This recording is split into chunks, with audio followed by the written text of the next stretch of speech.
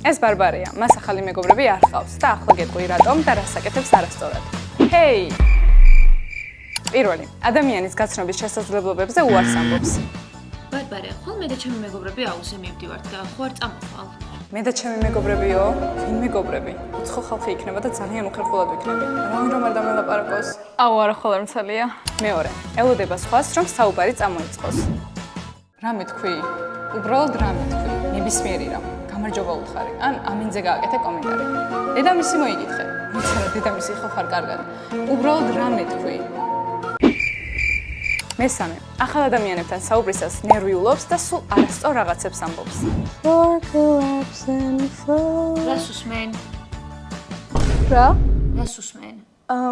Radiohead-ს? გიყვარს Radiohead-ი? რატომ ეკითხება? ალბათ თვითონ არ უყვარს Radiohead-ი და ცდილობს რომ გამომიჭიროს. არა მიყვარს თავისით საერთო. არც უსმენდი საერთოდ. რა დებილობებს ხამბობ.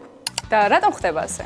მარტივად აკითხს. აი ეს წრე ბარბარის კომფორტის წრეა. ბარბარე მიჩვეულია კომფორტის ზონაში ყოფნას და ამ წრიდან გამოსვლა არ უნდა. ის ამ წრეში თავს დაცულად გრძნობს. მისთვის ნაცნობია და იმიტომ. არა და ეს წრე რამდენად კომფორტულიც არ უნდა იყოს, მაინც წრეა. ამ წრის გარეთ კი ბევრი ისეთი რაღაცაა, რაზეც მარტო იმიტომ ვამბობ თუ არც რომ უცხოა და გვეშინია. გახსოვს პირველ კლასში სკოლის პირველ დღეს როგორ გეშინოდა? არა და ახლა ყოველ დღე ძალიან თავისუფლად იხარ სკოლაში და ალბათ ბევრი მეგობარით შეიძინე. ახლა რაზეც ნერვიულობ, ეგეც ზუსტად იგივენაირად დაძლევადია, როგორც სკოლის პირველი დღე. გადადგი პატარ-პატარა ნაბიჯები შენი კომფორტის ზონიდან გამოსასვლელად და ნახე როგორ შეიცვლება შენი ცხოვრება. კი, ახალი ადამიანების გაცნობა რთულია, მაგრამ შენთვის უკვე ნაცნობ წრეში დარჩენით ვერ განვითარდები.